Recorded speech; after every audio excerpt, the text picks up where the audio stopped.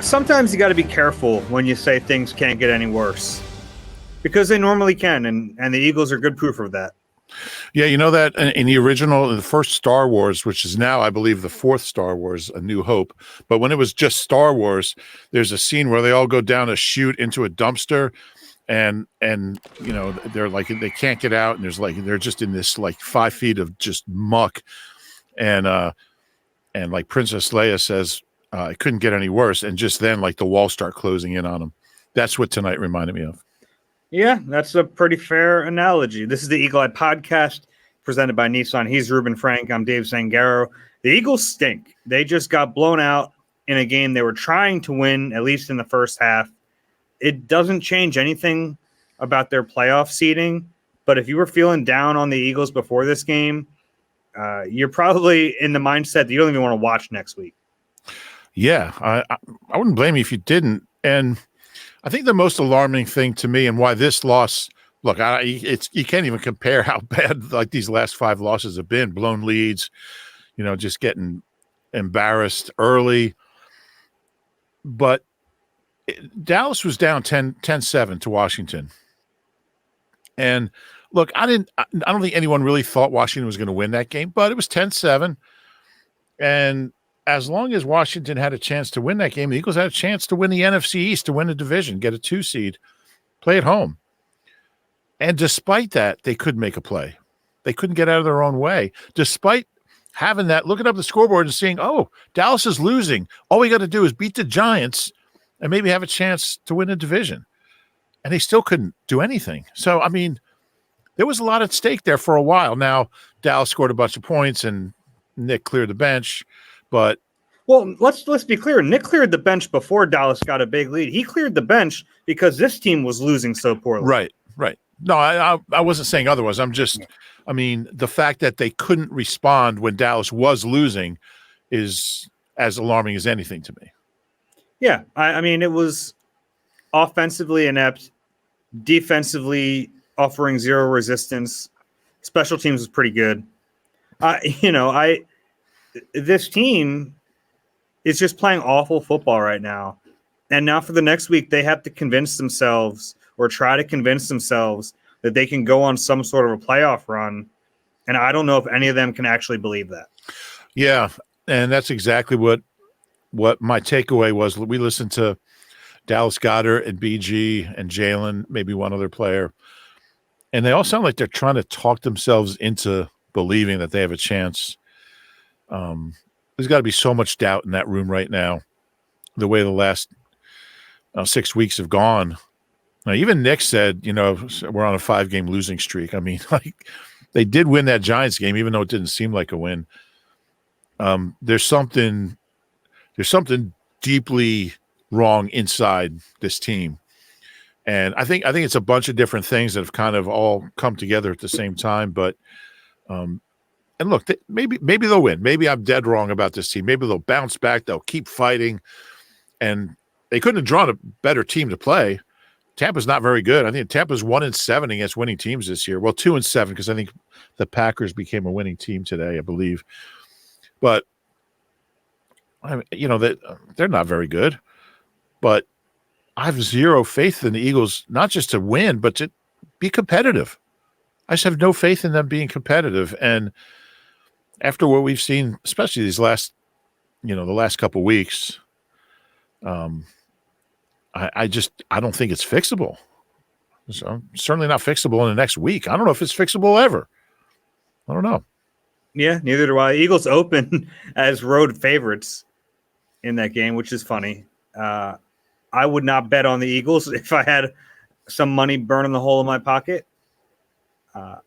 It's bad right now. It's about as bad as I've seen it, which is crazy. This is an 11-win team, but I couldn't help. I watched Jeff Lurie after all the team was in the locker room, Jeff Lurie walking off, and he didn't have any kind of like sour face or anything. He's just very stone-faced walking off. But you've known Jeff Lurie a lot longer than I have. I've covered him now for, a decade or so. The one thing I know about Jeff Lurie is he does not like to be embarrassed. Right? I mean, that's the one thing. When his team becomes embarrassing, he does not care for it. He wants to fix whatever's embarrassing them. And right now, this team is just flat out embarrassing. Yeah, and that's why he fired Chip with a week to go in that 2015 season. It was embarrassing. He's like, that's it. Get out of here. Get out of my building. I wouldn't have thought it possible to even say these words a month and a half ago, but I think if they get blown out by Tampa, I think everything's in play. I do too. If they play like they played today in Tampa and they lose a playoff game, yeah. Why would you have any faith that they can fix this? Yeah, and on the one hand, you say, well, this is a Super Bowl team last year. Nick deserves a chance to get back to that point, but that team doesn't exist anymore. And this team is a pale facsimile thereof. Seems like years ago that we were in Phoenix. When the season started, I thought they were going back. Heck, a month and a half ago, you might have thought they were going back. A half ago, I thought there was a chance that, before the Niners and the Cowboys game, coming out of the first Dallas game, yeah. But if I'm Jeff Lurie, I mean, he's not one to make rash decisions ever. He just doesn't do it. He kept Andy around an extra year that he probably shouldn't have in 2012 after the meltdown in 2011. They were 4-8. They won their last 4. He kept Chip around without winning a playoff game in his first or second year and without getting to the postseason in the second year. I still think it's more likely than not that he wouldn't fire Nick if they do get embarrassed, if they do lose by a wide margin. But I certainly think it's more plausible than I did 4 hours ago. Yeah, it's the way you're losing. And you look at offense, I mean, it's coaching. It's just they have no plan. They knew coming into this game that Wink Martindale was going to blitz the heck out of them. They had no answers. None. We're in year 3 of this offense with Jalen Hurts as the quarterback. They still have no answers for the blitz to help him. It's just basically him running around for his life. They don't help him there. You can see what this offense. Jalen's partially at fault too. I mean, he's at times he hasn't been great against the blitz, though. I mean, some of it's him, but a lot of it's the scheme. You have to have safety. I think it's 70-30, 75-25. I think he could be better at recognizing things, but there are times where there's no hot, and I don't know what he's supposed to do with the ball.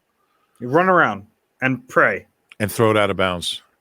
And you see, obviously, you miss. And who blitzes? The only team that blitzes as much as the Vikings and the Giants is the Bucs, by the way. Mm-hmm. Todd Bowles will heat you up.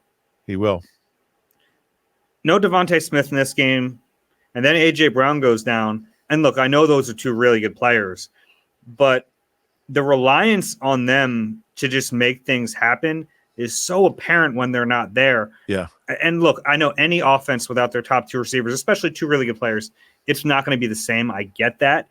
But they can't do anything when those guys aren't on the field. Yeah.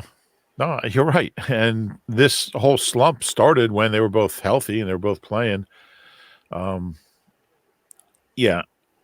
Look, I don't know. I don't even know what to say. I just can't believe it's gotten this bad on both sides of the ball. And, we've said it's mainly the defense. And I still think it's mainly the defense. But when the offense, I mean, we just said the other day on our last podcast, if the Eagles are going to do anything, offense is going to have to carry them. Because we know the defense stinks. They're going to give up 30 points. Offense has got to score 35 to 40 to win a game. They scored 10 against the 26th ranked defense in the league. Just no margin for error.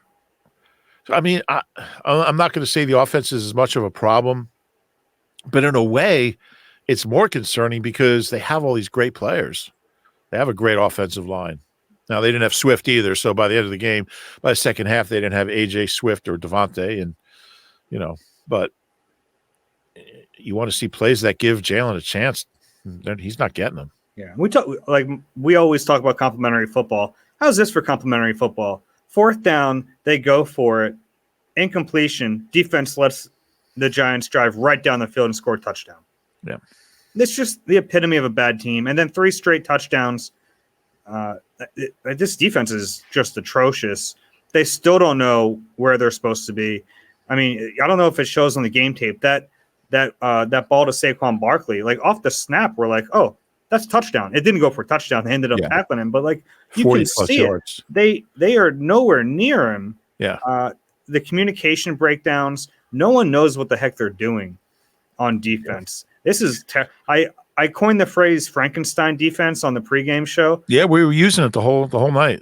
I think it's a really good term for this because like you've created this stupid defense in your mind that's okay. It's going to be Sean Desai's defense. Matt Patricia's going to tweak a few things. He's going to call the plays. And then what you end up with is no one knows where they're supposed to be. No one knows their assignments. And it's like it feels like almost every play up to the snap, there's communication. And then guys aren't ready for the play. It's unbelievable to watch this in the final regular season game. It shouldn't happen. I had a thought that I wrote about in my observations, and I suggested on the post-game show, and Jaws and Barrett agreed with me, and it's crazy, but I would fire Matt Patricia, get him out of the building, and go back to Sean Desai, because at least we were talking about this in post-game, and I was saying, what if they asked Sean Desai? And he goes, no. Well, then you fire him and you have Stoutland do it, but because he might be the only good coach on the staff, but DK McDonald, I don't care, but I just think you've got to cut your losses, admit your mistake. It can't be any worse than having Matt Patricia running this defense. I mean, at least like when Sean Desai's defense got lit up, it was the Niners and the Cowboys. I mean, he shut down the Dolphins. He shut down the Vikings and the Buccaneers, who scored 11 points against them, who they came out to play. The Rams. Chiefs in the second half, 0 points. And the Cowboys, the first game, 6 points in the second half, 2 field goals. So there were some good moments. And then when they were done playing the good teams, fired him or demoted him and put Patricia in charge, and it got worse. It's been worse against the Giants and the Cards and Seattle. I mean, the 4 teams he's coaching against are all ranked 20th or worst in the NFL in defense, at least coming into this weekend. And they all lit him up. How do you can't go to Tampa with him calling the defensive plays? You have 0 chance to win. If you make that change, you have 8% chance to win. 10%. I would do it too. I don't know if you can. It's a weird thing, and it seemed like a desperation move at the time to go with Patricia, and it clearly was. And Nick has said it was his decision. We know he's not making that decision on his own. Now, how much influence was there? That could be a real big determining factor in his future, because I think when we look back at the season, that's what we're going to remember, is that during the year they made a defensive coordinator switch, tried to sneak it by everyone, and then failed miserably once they did it. So if it really was just all Nick, and I don't think anyone believes that, then it looks really bad on him. Yeah, and whoever's idea it was in the first place, it looks bad on them, whether it was Howie or whoever. But, I mean, full disclosure, I endorsed it when they made it. I thought it was a move they had to make because things had gotten so bad. I was clearly wrong. I mean, I was wrong. It's this defense is about as bad as I can remember. It's hard to watch them, and it's one thing to not have good players and give up a bunch of points. I mean, they don't tackle, they don't cover, they don't hustle. They're just like you put it perfectly. I mean, there's guys running around in circles and no idea where they're supposed to be, who they're supposed to cover, what they're supposed to be doing. I felt like I was in a bit today. The first 2 plays of the game, Hassan Reddick drops back in coverage. I mean, first play of the game. What is going on? 18 yards to Slayton. And I mean, I hate that, but it's also just one of like 100 things. But it's just so indicative of a coaching staff that doesn't know what the heck they're doing. Yeah. Yeah, and I think if Nick is back next year, which I still think is more likely than not, I don't know how many other coaches are going to be back. Stout will be here if he wants to. I think he will. That might be it. Who's gotten better? Players? Yeah, like what position group can you say they've gotten better? Punter? Oh, yeah, Michael Clay will be here. He might be head coach. Punter's gotten better. That might be it. Punt returner's gotten better. The secondary's been awful. At least we've seen some growth from the young defensive backs. By the way, Sidney Brown, what a shame, ACL. Yeah. I want me to run down the injuries. Yeah. There were a bunch of them in this game, which is a real shame because it ends up being a game that doesn't matter. But I still stand by. I think this is a game you have to come in and try to play to win because there is such a difference statistically if you're the 2 seed versus the 5. And I think as long as you have that opportunity, you got to try to win. Sidney Brown goes down. Mike Garafolo from NFL Network reports a torn ACL. I saw him in the locker room, big brace, on crutches. That was a bad one. He tried to walk off the field and just couldn't through his helmet. Jalen Hurts. And the thing about Sidney, I mean, normally that's a 9-month injury. It's going to cut. He's not going to be at OTAs, probably miss training camp, and might miss the beginning of the season. And he's a guy we kind of thought would at least have a shot at competing for a starting safety job. And we're looking ahead here. Who knows who the defensive coordinator will even be, but that's a tough one. Yeah, I agree. That is a tough one. Fun player who I think we enjoyed watching. He got hurt on special teams, which is a shame. Overran the play, which is we've seen from him before. Reed Blankenship hurt his groin in this game too. So you're down 2 of your 3 safeties. So you have at the end of this game, not the end of the game, but at one point you had Kevin Byard, who hasn't done anything since he's been here, and Tristan McCollum, who they elevated from the practice squad. So you'll probably have McCollum again, at least active in the next game. And they have to just hope Reed Blankenship, who, by the way, hasn't been playing well either. You have to hope that he's healthy enough to play next week. Yeah. And I believe the first defensive snaps of McCollum's career, or has he played? Very few if he's played at all, but might be his first. But anyway. First this year. He didn't play any last year, right? I don't know. His first this year. Yeah. It doesn't matter. It really doesn't. We're not looking up McCollum stats right now. Other injuries. Jalen Hurts, his finger popped out. It was gross. You saw it, I'm sure, on the TV copy. Did come back in. He said... First defensive snaps. Yeah, anyway. Yeah. Yeah. Sorry. People might care. People needed to know that. Yeah. Someone might care. The McCollums, I hope you're listening. Jalen Hurts popped his finger out. He did go back in the game.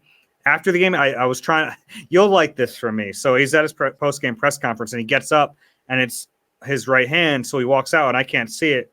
So I quickly run out and chase after him just so I could see if he had anything on it, and it was not wrapped. He was carrying a bag with that hand. I think he's going to play next week. It's just a matter of how much it affects him in that game. And he'll probably need surgery from what I understand about the injury. But even if he plays – and, Jaws was talking about Jaws missed 3 games. And Jaws had the streak for most consecutive starts by a quarterback until Brett Favre broke it. And he was a tough guy.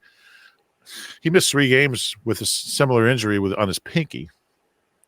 He says it's just tough to grip a football. Well, you know what, though? Like, this is going to sound weird, but from my understanding, your pinky is much more important than the other fingers in terms of grip strength. Yeah, that's definitely true. But yeah, I mean, Jalen's going to try to play. Boy, he just looked off even before he got hurt. Just looked out of sorts. The blitzes, he had no answer. They had no answer. It was tough to watch. I mean, the offense was as bad as the defense today. Yeah. Let me hit the other big injury. AJ Brown, a knee injury, initially called questionable to return. Then they ruled him out. He had a black sleeve, like a compression sleeve, on his right leg after the game. Credit to AJ, though. He greeted every single player and coach at the front of the locker room when they got in there. He did not speak after the game. Don't make a big deal of that. Most injured players don't after a game. But, I mean, you think you're going to have Devontae Smith back next week, but now AJ Brown's in question. Yeah, I mean, and look, I'm sure he's going to try to play as well. It sounds like it's not a very super serious thing. They need all hands on deck. So, yeah. And Cam Jurgens got poked in the eye. I don't know more about that, but I saw him like hold his face mask. And, yeah. Yeah, it's not ideal. I mean, he thought, they have a chance to get into the postseason 100%, other than maybe like the Kobe. But yeah. not good. Yeah, adding injury to insult in this game. Exactly. All right, we want to take a little break here, and then on the other side, we had no plan for what we're going to talk about. We need to get a We're kind of like the Eagles' offense. Yeah, I like that. That's a good analogy. We'll see what happens. Let's take a break. We will have a Dave's Positivity Corner at the end. You deserve a car that thrills you, a car that puts goosebumps on your goosebumps. At Nissan, we got everything from turbocharged SUVs to 100% electric vehicles that'll make your heart beat faster. Experience the thrill for yourself and shop your local Nissan store at nissanusa.com today. Celebrity cook Steve Martorano brings his Italian-American cooking back home to Philly. Enjoy Martorano's Prime at Rivers Casino and Steve's famous meatballs with Sunday gravy, prime steaks, and more. Make reservations at Martorano's Prime on Open Table. Eagles fans, don't miss the Eagles Playoffs Live Q&A at Wicked Wolf. Meet us, NBC Sports Philadelphia's John Clark and Hall of Famer Ray Didinger. Celebrate with special guests and exclusive giveaways from Philly favorites, including Duncan. We'll see you at the Eagles Playoff Live Q&A this Thursday, presented by Toyota. Sure, we'll get a lot of good questions there, Rube. It's a tough week because, ideally fans would be excited. This team's in the playoffs. They're going to play the Bucks. It's a winnable game. I don't think anyone's buying that. I'm going to give fans hope here. All right, so the Eagles collapse is the worst since the 1986 Jets. They were 10-1. Similarly, and did not win another game. That was a 16-game season. They lost their last 5 games, and they lost those games by let me see if I can find this here. They lost those games by 42, 31, 21, 14, and 14 points. So they lost all 5 by at least 2 touchdowns. They finished 10-6. The Eagles are the first team since those 86 Jets to open a season 10-1 and not win their division. That 86 Jets team was coached by Joe Walton. His offensive coordinator was Rich Kotite. His defensive coordinator was Bud Carson. They would soon be reunited with the Eagles. That Jets team, reeling after the end of losing their last 5 games by an average of like 30 points, goes to the playoffs, gets a 10-6 Chiefs team, and beats them by 20 points, 35-15, behind 3 touchdown passes from Pat Ryan, who had joined Kotite with the Eagles in 91. And then they went to Cleveland and played the best team in football. Cleveland had gone 12-4, and they lost 23-20. So it was a competitive game at Municipal Stadium, the mistake by the lake. That's all I got. It's happened once in 50 years, so maybe it'll happen again. Hey, and look, like on paper, it is a winnable game. It's tough to have any faith in this team. Favorites. They are favorites, and like, the problem is, what's the ceiling here? We're talking like after you lose the Super Bowl and you bring back a team that you think can compete again, it's tough to get excited about like limping your way into the playoffs and then beating Baker Mayfield. Yeah, I mean, it kind of feels like 2018. But at least that year, like you could point to injuries and be like, that's why they lost this season, 2019 to a degree. Yeah. This team's actually had way better injury luck than I expected. I thought they'd regress to the mean a lot more. Yeah, that's true. No, not a lot of long-term. I mean, Avante was long-term, but came back into Kobe. But yeah, that's all true. It'll be interesting if they do win that game. And look, it's, statistically, it's not a crazy thing to, maybe the switch will flip like all the players were saying. They have good players. They have a lot of good players, but I just can't imagine them beating anybody. That's why I picked the Giants in, my pick contest today. At the end of the Arizona game, I told myself, you know what? I can't pick this team to beat anyone. And they didn't. Yeah, I thought they would. I was like, this team needs to win. The Giants won't really care. It's better for them to lose in a way. No, it didn't matter. No, you're right. And, I'm sure, well, I mean, he had to play the starters till one of the other game was out of hand. Thought it'd be the other one. It was this one, but all you did was kind of hurt the team's confidence even more. Like if the thing, you they had thought they'd have a nothing to play chance for, to feel good. he had nothing to play for and played Mariota the whole game and whatever backups you could get out there. You're not thinking, oh, it got worse. Now you are. It's bad. I mean, And I don't blame them, by the way. I still stand by. I think it was the right move to play. Oh, absolutely. Win. You had to. Yeah. You could have won a division, which still now it's 19 straight years. Nobody's won the NFC. Amazing. It's incredible. And it's really been Dallas and the Eagles most of those years. I think Washington might have won it once or twice in that period, and the Giants and Washington have each won it 3 times. 3 each. Yeah. So now the Cowboys are up on the Eagles. I think 7-6. Yeah. 7-6, 3-3. 7-6-3-3. Yeah. So it's bad. It's as bad as I've ever seen it. I don't know. People keep asking me about the '94 Eagles, co-tight. They were 7-2 and they finished 7-9. They lost their last 7 games, but that was never a good team. They were bad the year before. They weren't a winning team the year before. Co-tight was on his way out anyway. They were old, and it never felt like they were going to really do anything that year. I mean, it was wild to watch it, but this team with the expectations and what they did last year, it's mind blowing. This is one of the greatest collapses in NFL history. Did you guys take any of Dallas Goedert? Yeah, we played the whole thing. So his comments about, like, I'm paraphrasing here, but he basically said once we got in the playoffs, we started to coast, which sounds damning, but at least it would give a reason for why they've been so bad. I don't buy it. I couldn't believe he said it. I think they're just trying to figure out what in the heck's going on. Yeah. It does, like, there were reasons to play well last week and this week, and they still didn't do it. So I don't know if that's the case. Yeah. That just doesn't make sense. I mean, you can't ever admit to coasting. You can't say that. If he believes it, it's even worse. I don't think he does. I think, like you said, they're just looking for. They're searching for answers. No one has any answers. The head coach, especially. Yeah. The head coach right now, he has one fastball and it lost its steam, and he just keeps talking about we've been through tough stuff before. They haven't been through a season like this. They haven't been through football adversity on the field like this. Were you in there for Nick? Yes. I mean, I was laughing because he's like, we have coaches who fight, we have players who fight, we have staff members who fight. They're filled over. Where? Since when? Haven't fought for a month and a half. Like, you had to wave the white flag in the second quarter today. Yeah. Because you were getting your doors blown off by the New York Giants. It seems like his message, I just don't think his message is getting through. I had to ask him a tough question today. I had to ask him why his players should still have faith in him. He took an easy way. He said, ask them. Yeah. And I have.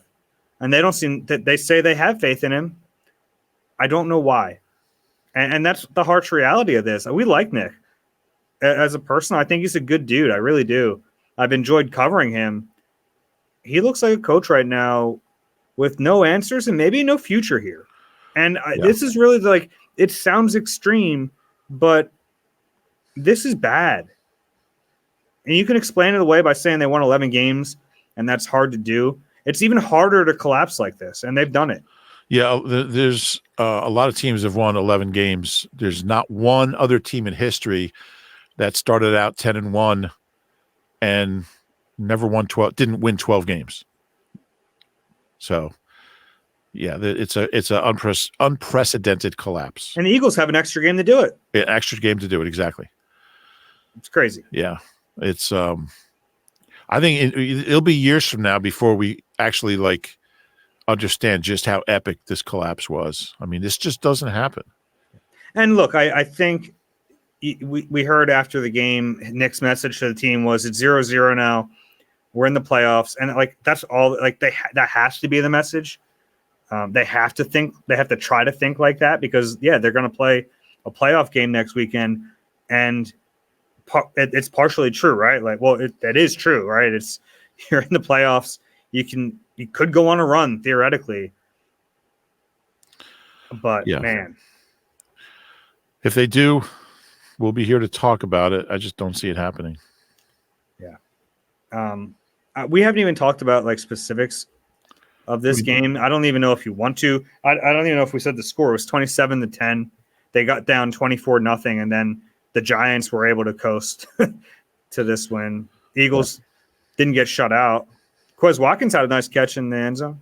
Save it for Dave's positivity corner. Oh, yeah. Sorry. Because there's not a whole lot there. Yeah, you're right. I shouldn't blow these now. They went for the field goal. You shouldn't go for the field goal there. Like if you're playing this game to win it, they were down 24-0. That's a 3-possession game. Kicking the field goal, it's still a 3-possession game. Yeah. Yeah, I think at that point he just wanted to not get shut out. Which is an embarrassing state of affairs. That's what it is, though. I'm sure if you give him truth serum, like I don't want to lose 24-0. Yeah, which is crazy that's where it's gotten. Because like I'm like, you gotta try to score here. Oh well. Anything from this game you want to talk about? I mean, we talked about the blitz on offense. I thought Kenny Gainwell had some okay runs early. They were running the ball a little bit. Yeah. Yeah. They didn't have much in the passing game. I think Gainwell might be your starting running back next year if Howie doesn't want to pay Swift. Swift didn't play. In case you turn the TV off in disgust after the Giants went 18 yards on the first play of the game. He's like, I had enough.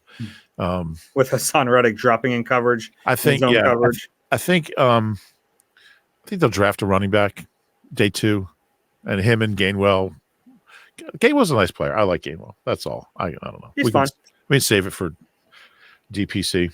Yeah. On defense, I don't want to talk about this game. Okay. That's fair. There's not much to say. You guys probably watched it, and if you turned it off, you don't want to hear about it. You turned it off for a reason, right? Four more turnovers, 1 takeaway, -3. Nice interception by Reed. Nice play by Bradbury. Mm-hmm. Tip the ball. He makes 1 a month. They look old and slow, Dave. Old, slow, and confused is a bad combination for a defense. Yeah, confused is, to me, the worst. And all these new guys, they've all been terrible, but I think it's been made worse by the fact that they come in and you got to speed learn a defense. Like there's a reason they have OTAs and spring practices and whatever mini camps you have, and then training camp. There's a reason you have all this stuff. And then you start bringing guys in the middle of the season. All right, you got to learn this defense really quick, whether it's Roby or Byard or Shaq. And, by the way, we have a new defensive coordinator. Once you learn that, we're going to just forget all that and just learn your third new defense in the last month or whatever it is. If they were on another team. Those guys all look lost. The young guys look lost. The veterans look lost. I can't believe what I just saw. I kind of can. Yeah, after what the last 5 games have been like, but you start like, what's worse, losing to Arizona at home and blowing a 17-point lead, or falling behind 24-0 before halftime both times against terrible teams. I still think the Cardinals' loss is worse. Because you're home and you're up 17. Yeah. Well, at least they didn't blow a big lead today. Have a big lead to blow on. I'll save that for Dave's positivity corner. Should we get there? Is there anything else we have to talk about? No. Do you want to mention anything about Tampa next week? They played them already in the year. Does that help at all in the confidence department? I think what it's going to show is just how far. Because they beat them by 14 points. Mm-hmm. Was it 25-11 maybe? I believe so, yeah. Convincing win. It was one of their better wins of the year. It was down there. In terms of the possible opponents, where do you think it was really going to be if they were the 5 seed, it was going to be the NFC South. So it was either Tampa, New Orleans, or Atlanta. Atlanta would have been a better draw, maybe a little bit. Okay. But Tampa's they don't score points. They have, and their defense is okay, but they're not even a top 10. It was like 21st defense. Not a great defense, but they do blitz. I think Todd Bowles is very aggressive, and they don't do a whole lot on offense, but against this defense, they might score 50.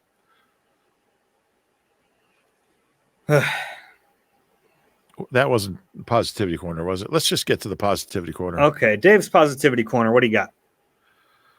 Nothing. No, I can't even say Quez. I mean, because he's just he had 93 yards. I think he was the only guy left to throw to. But I'll say Quez. Covey had some plays. He caught some balls. How many would he catch? 7 passes? I don't even know. Quez or Covey? I'm just guessing. 8 for 93. Quez, and the touchdown was a nice catch. I'll give him that. Yeah, well, you know what? In a game that doesn't matter, Quez is your guy. What do you got? I mean, let me ask you real quick though on him. Does that change? He did have a nice game, and Julio played in this game too. Does that change at all the way they divvy up snaps in the playoff game? I think so. You think it's more Quez? Yeah, we know Nick likes Quez, and he was probably just looking for a reason to get him back on the field. I mean, look, to be honest, Quez is more of a potential weapon than Julio at this point. Maybe Julio had a couple nice catches last week. Yeah, maybe in the red zone.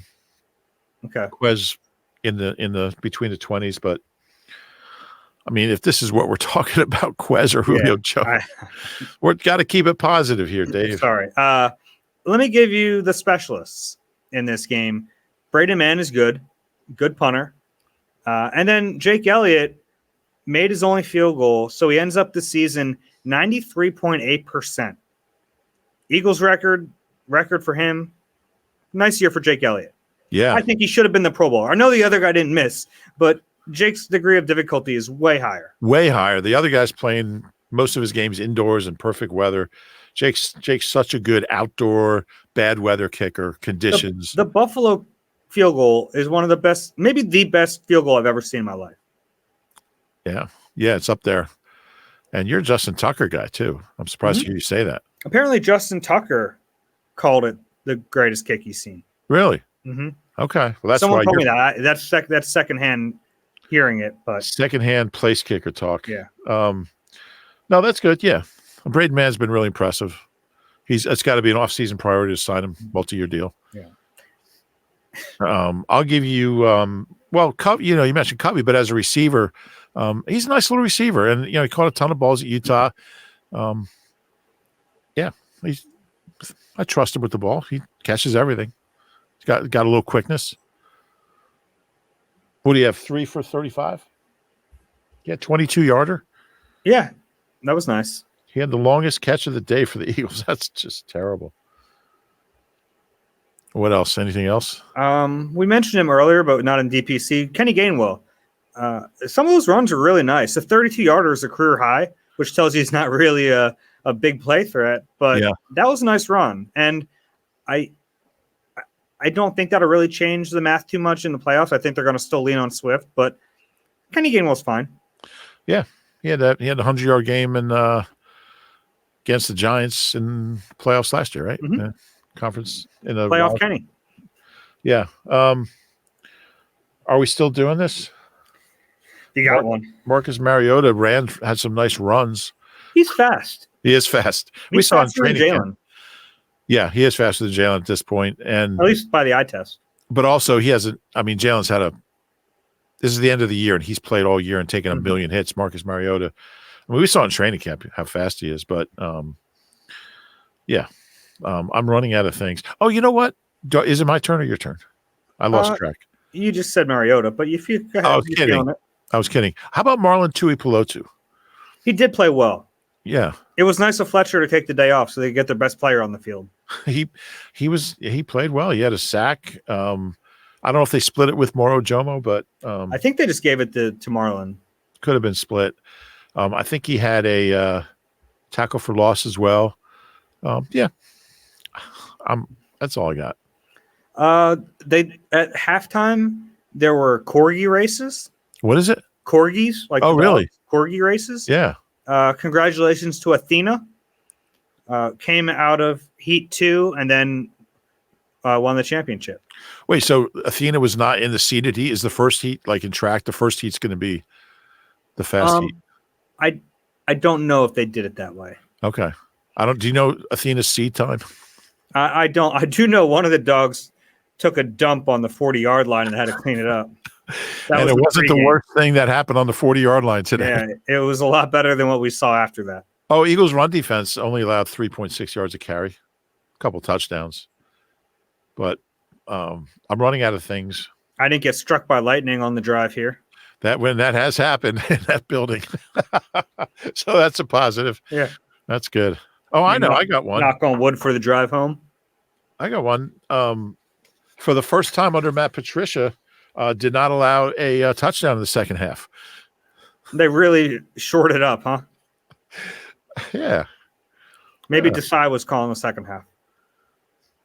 I think they showed a lot of growth defensively in the second half. All right. Let's end it. Let's wrap this up. If you enjoy the Eagle Eye podcast, please rate and subscribe wherever you get your pods. If you're watching on YouTube, please click the like button, subscribe there as well. Remember, if you're leaving a review, it's a review for us and not the Philadelphia Eagles. We have nothing to do with the product on the field. I did want to mention the Q&A at Wicked Wolf on Thursday. We'll be out there answering questions. We'll be with Ray Dinger, John Clark. I think Barrett will be out there, so we'll meet everyone. So feel free to stop by Center City on Thursday. It's funny because it's supposed to be like a joyous get ready for the playoffs, but there's even more questions to answer because of the way this thing has gone. You good? Any final words? None. All right. They suck. This has been the Eagle Eye Podcast with Reuben Frank, Dave Zangaro. We'll talk to you guys during the week as we get ready for the playoffs.